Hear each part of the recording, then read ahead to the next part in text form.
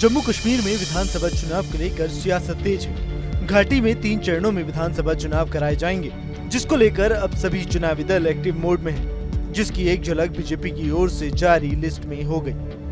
BJP ने 44 नामों की लिस्ट तो जारी की, लेकिन कुछ ही मिनटों में अपनी सूची वापस ले ली। सूची को वापस लेने की खबर आने लगी थी कि उम्मीदवारों के नामों को लेकर कई नेताओं में नाराजगी है, जिसको दूर करने के लिए पार्टी ने अपनी सूची को वापस ले लिया। जी हाँ, पार्टी ने अपनी सूची को वापस लेने के कुछ ही देर बाद नई सूची भी जारी कर दी, लेकिन इससे पार्टी ने सिर्फ 15 नामों का ही ऐलान किया। इस सूची में 29 नामों को हटा दिया गया। आपको बता दें कि जम्मू कश्मीर उम्मीदवारों को लेकर बीजेपी ने पहली सूची जारी की है। जम्मू कश्मीर में विधानसभा चुनाव के पहले चरण के लिए बीजेपी ने उम्मीदवारों की संशोधित लिस्ट जारी की है। पहले चरण के तहत इस लिस्ट में 15 उम्मीदवारों के नाम जारी किए गए हैं। सूत्रों का कहना है कि बीजेपी के कई नेता पहली लिस्ट में अपने नाम के नहीं होने की वजह से नाखुश थे, जिस वजह से बीजेपी को नए सिरे से लिस्ट को जारी करना पड़ा।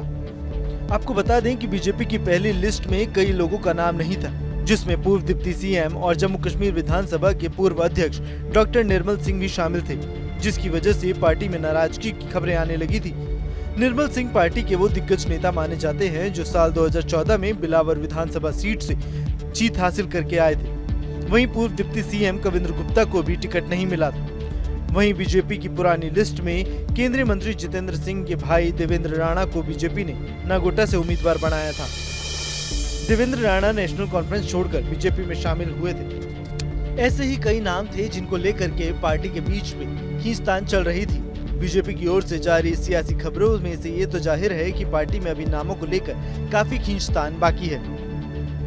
ऐसे में हर दल अपने सियासी गणित को साधने में जुटा हुआ है। एक दशक के बाद हो रहे चुनाव को देखते हुए सभी राजनीतिक दल का दावा है कि वो इस विधानसभा चुनाव में जीत हासिल कर लेंगे, लेकिन क्या ये इतना भी आसान है? तो इसका जवाब है नहीं। जम्मू कश्मीर में 10 साल के बाद विधानसभा चुनाव हो रहे हैं। ऐसे में जनता के मूड से लेकर जनता की मांगे भी अब काफी हद तक बदल चुकी है, जिसको साधने के लिए सभी दल कोशिशों में हैं। जम्मू कश्मीर में ये चुनाव 370 हटने के बाद पहली बार हो रहे हैं। जम्मू कश्मीर में BJP, Congress, PDP, NC, Democratic Progressive Azad Party चुनाव में हिस्सा ले रही हैं। वैसे तो ये चुनाव जम्मू कश्मीर का दिलचस्प होने वाला है। जम्मू कश्मीर में 18 सितंबर, 25 सितंबर और 1 अक्टूबर को मतदान होंगे।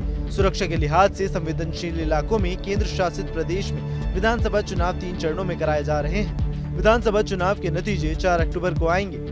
पहले फेज में 24 चरणों में चुनाव होंगे, दूसरे फेज में 26 सीटों पर तो तीसरे फेज में 40 सीटों पर मतदान होंगे। अब देखना होगा कि किसके खाते में कितनी सीटें आती हैं। Bureau report, news nation. News nation अब व्हाट्सएप पर खबरों के ताजा अपडेट के लिए न्यूज नेशन के इस QR कोड को स्कैन करें।